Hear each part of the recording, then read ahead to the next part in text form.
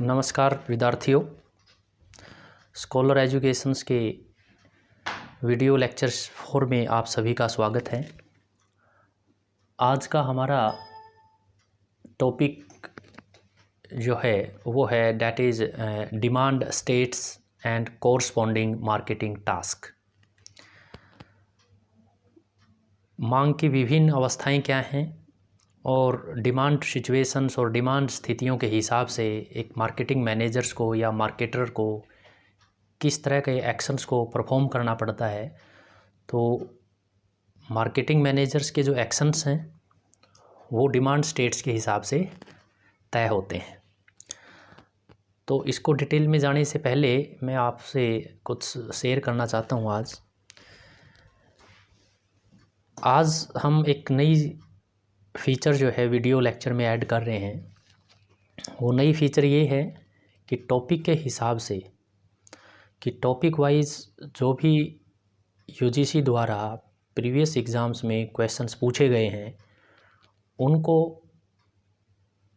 Content के हिसाब से और टॉपिक के एंड में वीडियो लेक्चर्स में इंक्लूड किया गया है, ताकि कंसेप्ट समझते वक्त आपको ये पता चल जाए कि ये कंसेप्ट कितना इम्पोर्टेंट है और इस कंसेप्ट्स में से प्रीवियस एग्जामिनेशंस में कितने क्वेश्चन जो है पूछे गए हैं। तो जैसे हम कंसेप्ट को विस्तृत रूप से कवर करेंगे तो कंसेप्ट के साथ साथ जो भी क्वेश्चन रेलिवेंट होगा और जो भी क्वेश्चंस पिछले परीक्षाओं में पूछा गया है तो हम वहीं पर उस क्वेश्चंस के बारे में बात करेंगे। तो डिमांड स्टेट्स और कोरस्पॉन्डिंग मार्केटिंग टास्क को डिटेल में कवर करने से पहले दो ऐसी टर्म्स हैं जिनको समझना ज़रूरी है। सबसे पहली जो टर्म जो है वो है मार्केटर और सेकंड है प्रोस्पेक्ट्स।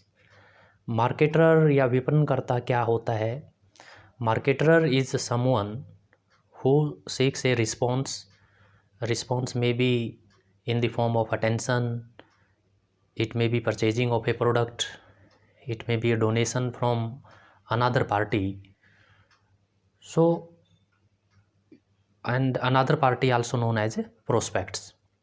Suppose स्कॉलर एजुकेशन का मार्केटिंग जो मैनेजर है, यदि वो स्टूडेंट से वीडियो लेक्चर्स के ऊपर कुछ फीडबैक लेना चाहता है और हम ये एक्सपेक्ट करते हैं कि स्टूडेंट्स जो है अपने अटेंशंस उस वीडियो को देंगे, सो स्टूडेंट्स हमारे लिए प्रोस्पेक्ट हैं और मार्केटिंग मैनेजर ऑर्गेनाइजेशंस के लिए एज ए मार्केटर के रूप में काम करता है। तो what is the role of the marketer? Marketer are skilled in increasing और क्रिएटिंग और motivating demand for a company's product and they are also responsible for demand management. So this is the crucial task given to the marketer in form of managing demand for company's product in the target market. Marketing manager also influence the level, timing and composition of demand to fulfill the organization objectives. So it was a background discussion with respect to the various demand states and corresponding marketing tasks. This topic is very important for the forthcoming examinations. So in total 8 demand states जो है वो possible हैं। पहली demand जो state है वो negative demand, second one is non existent demand, third one is latent demand, fourth one is declining demand, fifth irregular demand, sixth full demand, seventh overfull demand and last one is unwholesome demand. अब इन 8 demand states के बारे में हम detail में पढ़ेंगे। तो सबसे पहले है नेगेटिव डिमांड स्टेट। सबसे पहले हमने इसका मतलब बताया हुआ है, उसके बाद एक एग्जांपल्स के थ्रू इसको समझा गया है। लास्ट में मार्केटर मैनेजर्स को क्या एक्शन लेना चाहिए, उसकी ड्यूटी क्या होंगी ताकि एक डिमांड स्टेट्स को पॉजिटिव रूप में फर्म के लिए तैयार किया जा सके। तो सबसे पहले नेगेटिव डिमांड है। ये जो डिमांड है ये उस समय पैदा होती है जब कंज्यूमर्स या टारगेट मार्केट का एक मेजर जो पार्ट है वो टोटली डिसलाइक द प्रोडक्ट, वो बिल्कुल भी प्रोडक्ट को पसंद नहीं करते, और दे में even pay a price to avoid it, वो इससे बचने के लिए कुछ कॉस्ट भी बियर करने के लिए रेडी है। सो आई थिंक आपको इसका मीनिंग क्लियर हो चुका है कि कंज्यूमर या एक major part of the market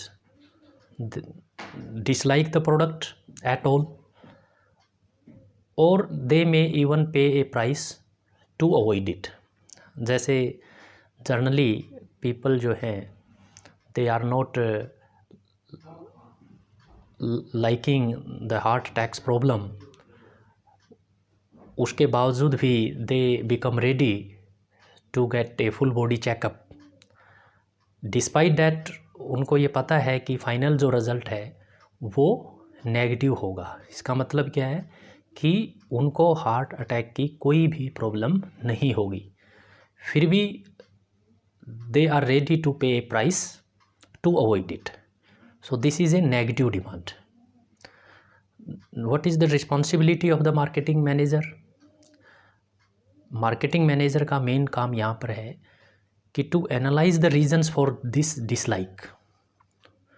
Y consumers dislike the demand, why consumer dislike the product, उसके कारण क्या है उसका पता लगाना, और उसके हिसाब से एक ऐसा मार्केटिंग प्रोग्राम तैयार करना है जिसमें प्रोडक्ट को रीडिज़ाइन किया जा सकता है, प्राइस को कम किया जा सकता है, और बहुत अच्छे तरीके से प्रमोशन किया जा सकता है, ताकि कंज्यूमर का जो बिलीफ और एटीट्यूड्स जो है मार्केट ऑफरिंग के प्रति उसको चेंज किया जा सके।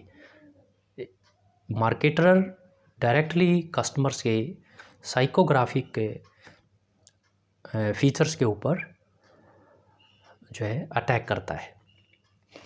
Second is non existent demand state. ये एक ऐसी स्थिति है जिसमें मांग बिल्कुल भी नहीं है।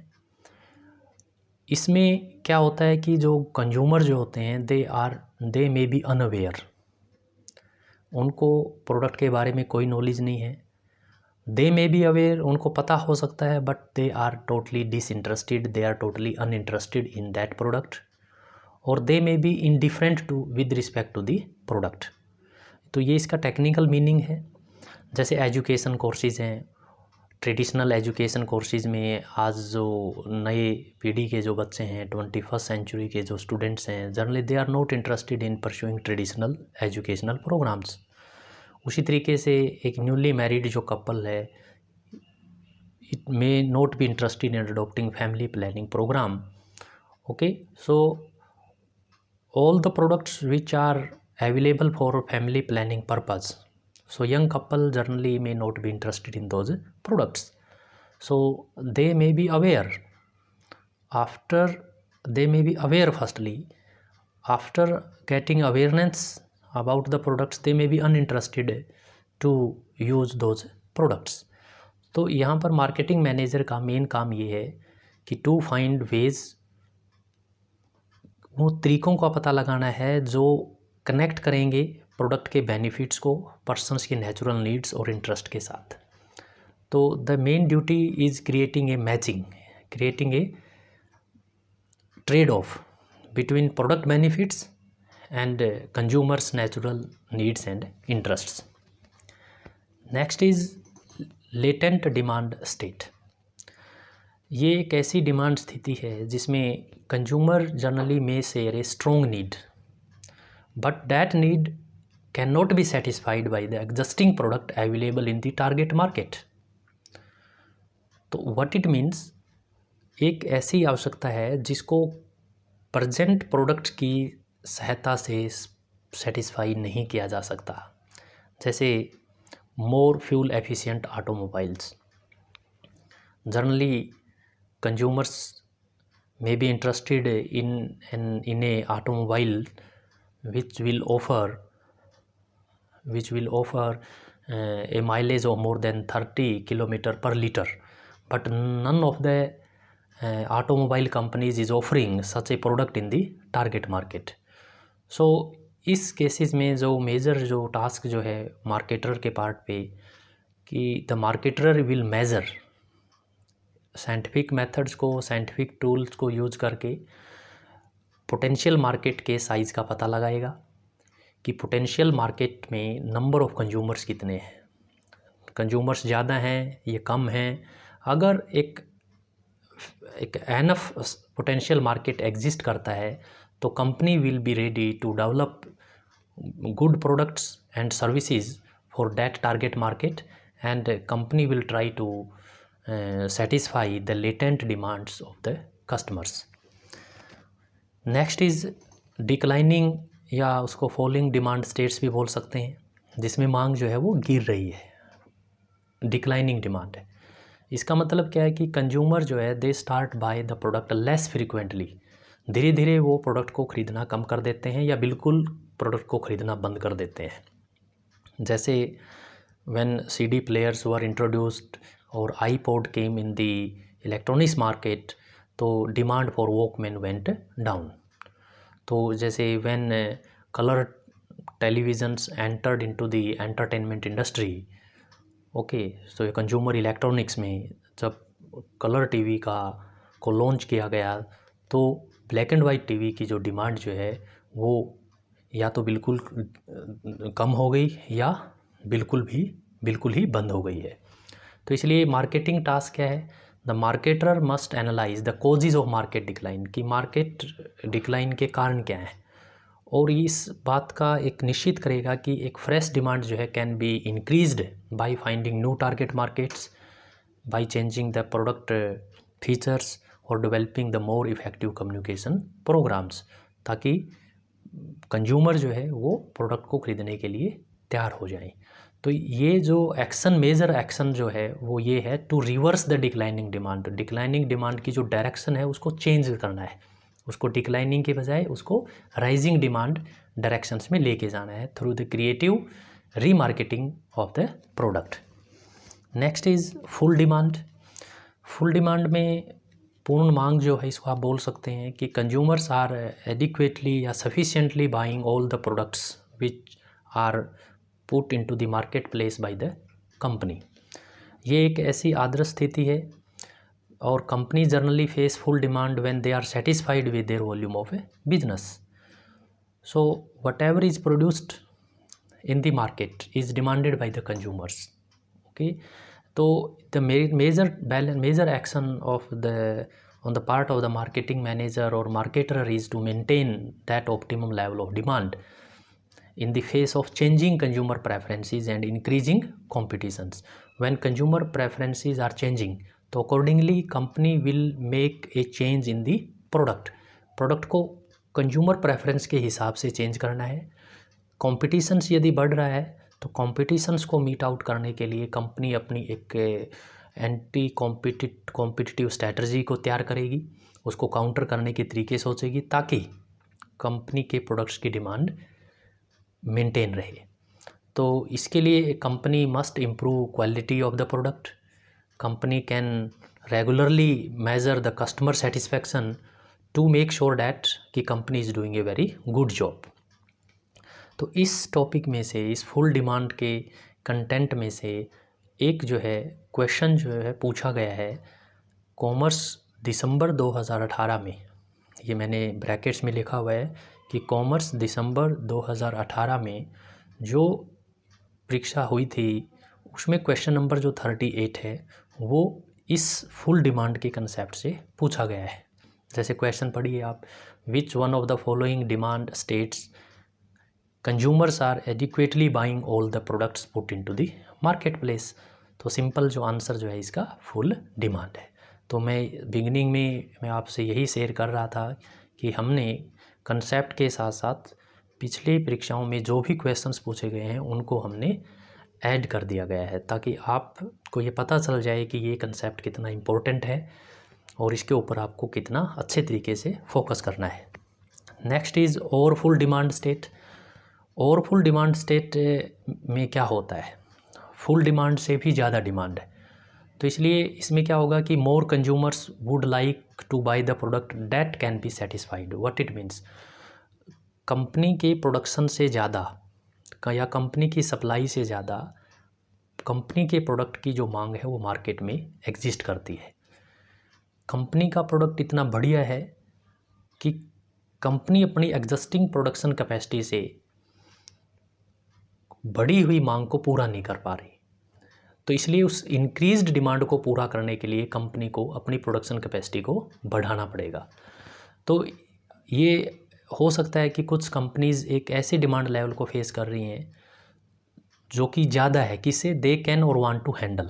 ओके, जो actual demand is more than expected, what ever is expected by the company, response given by the consumer is high. तो इसलिए इसमें जो मार्केटिंग जो टास्क जो इम्पोर्टेंट है वो है डी मार्केटिंग। तो डी मार्केटिंग के ऊपर भी एक क्वेश्चन पूछा गया है।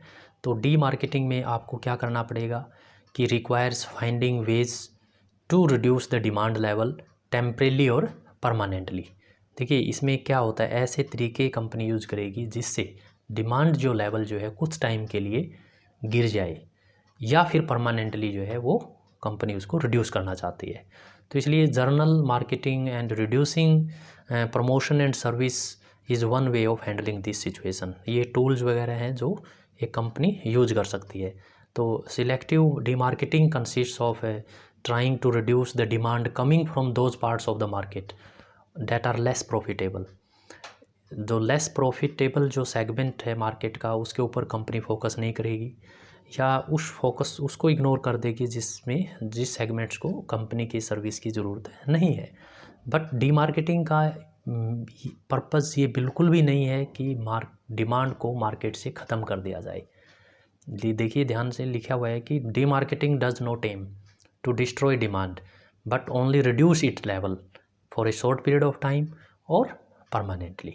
Okay, next is irregular demand. Irregular demand,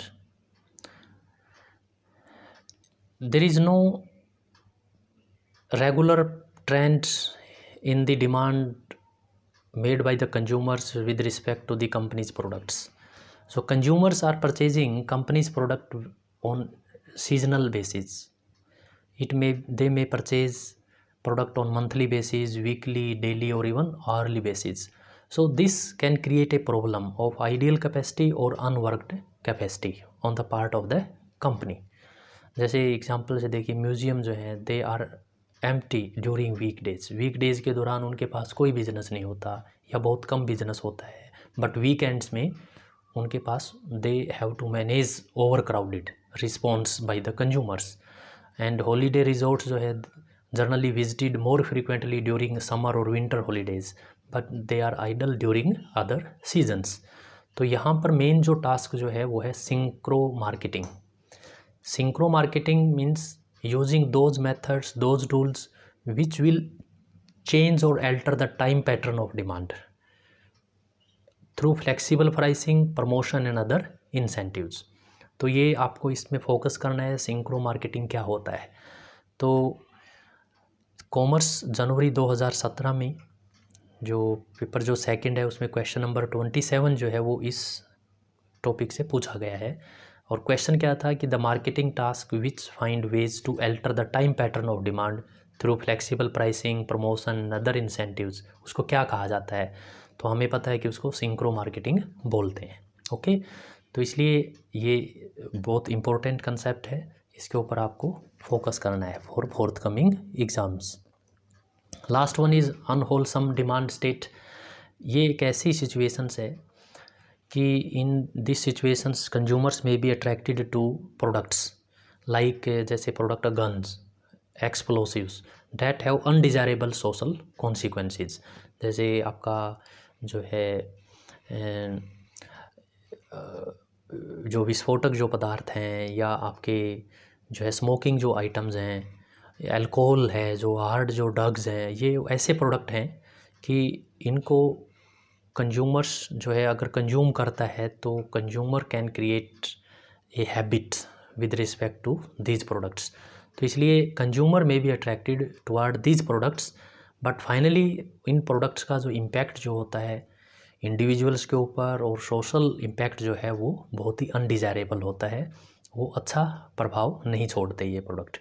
तो इसलिए ये जो प्रोडक्ट हैं they require organised efforts to discourage their consumption and campaigns have been conducted against cigarettes, alcohol and hard drugs.